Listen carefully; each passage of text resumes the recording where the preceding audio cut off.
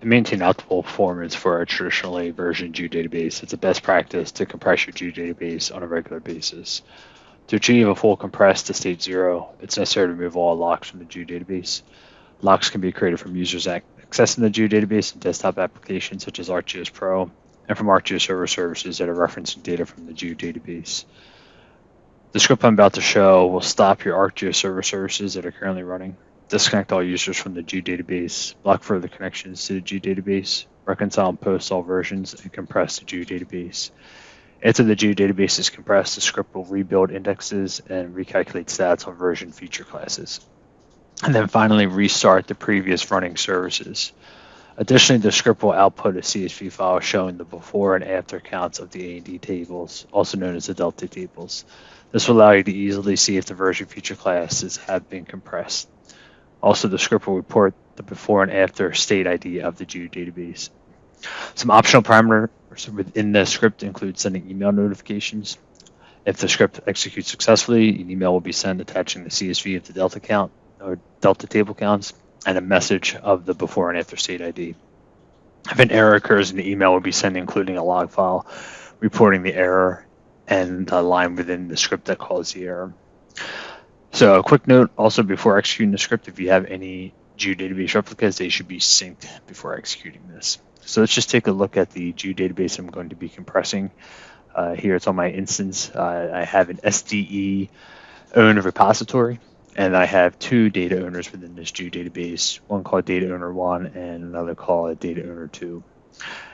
Within my GIS database, I do have some versions created. So taking a look at these, I have, of course, my default, which is always there, but then I have a version owned by the data owner 1 called QAQC1 and another version called QAQC2 by the data owner 2. And these are both child versions of the default version.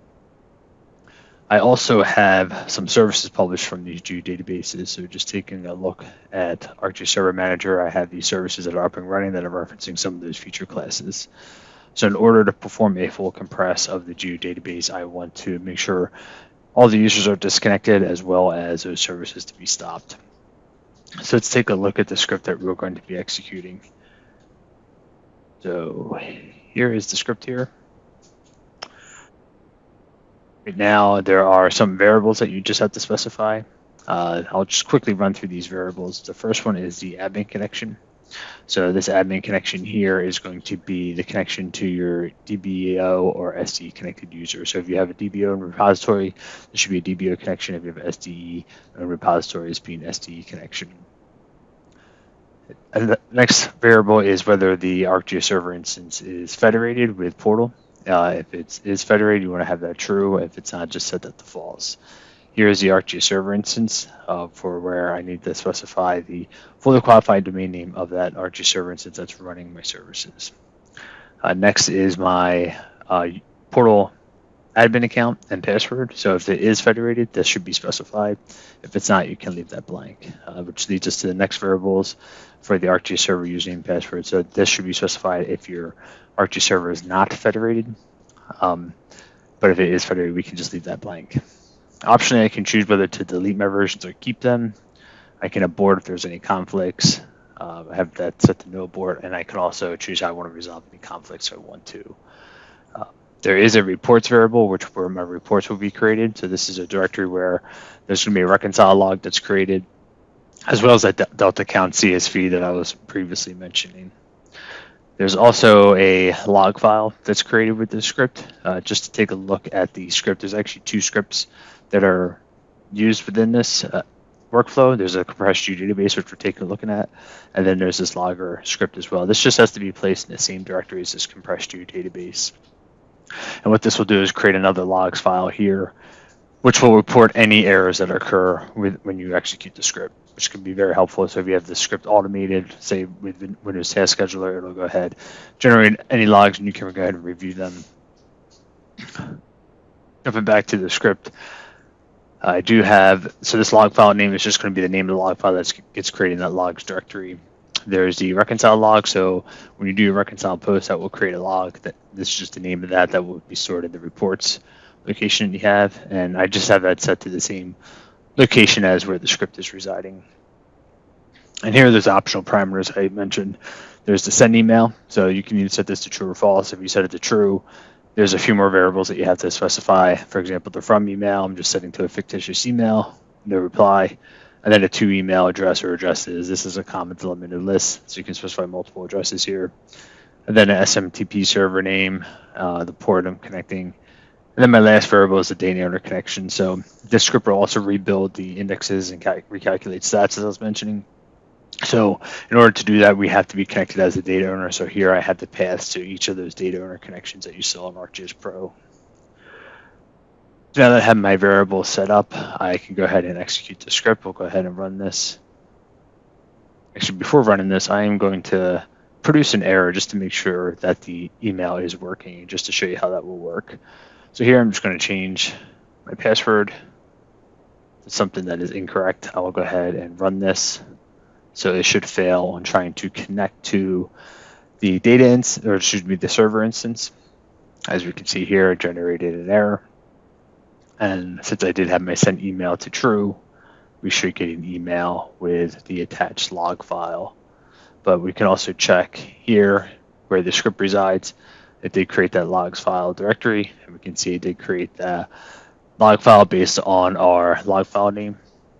So taking a look at this, that will actually list out any errors that we have received here. Next, I'll go ahead and take a look at the email that I have received. So the email just came through, bring that over. And again, here's the attached log file here. And you can just go ahead and open this up, and it'll report any errors that are there.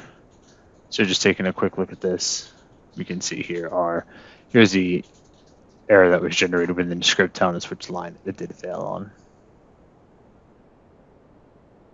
So now that we've proven that the email is working, it's generating the logs, let's go ahead and update this password correctly. And let's re-execute the script to get a full compression to the state of 0.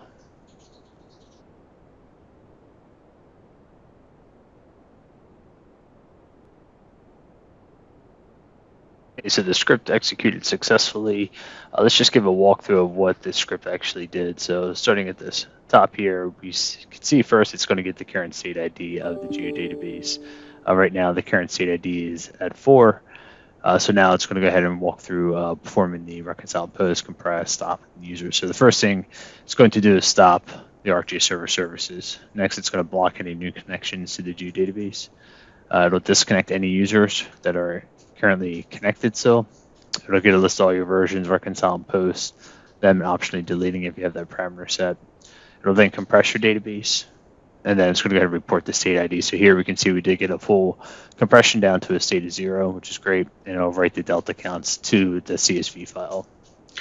After that's done, it'll go ahead and rebuild the index and stats of those version feature classes, as we can see here.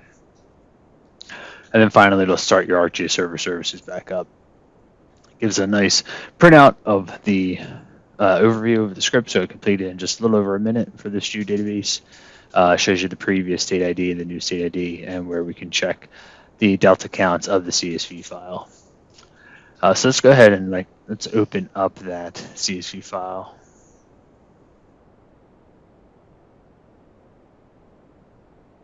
So here is the CSV file that was generated from this. We'll just go ahead and convert this to a table. And then we can nicely see each feature class, the before counts for the A and D table. So for example, for the buildings, the A counts were at 269, and then the D counts are at 260. The D table counts are at 269 as well. And then after the compress, we can see that they drop down to 0, which you can see for each of these. So this gives us, we can very easily see that, okay, these are actually compressed and removed all the records from those A and D tables for the version feature classes. It also did generate an email. So let's go ahead and take a look at that. Bring that over here. So again, just giving us some messages here for what was printed out in the Python console, and then it also has the attached delta counts table that we just took a look at. So this is helpful. I think the email is very helpful if you schedule this, so you know if there's any errors occurring within your script, or if it is successful in giving you that report. That's all I have for today. I hope you find this helpful. Thank you.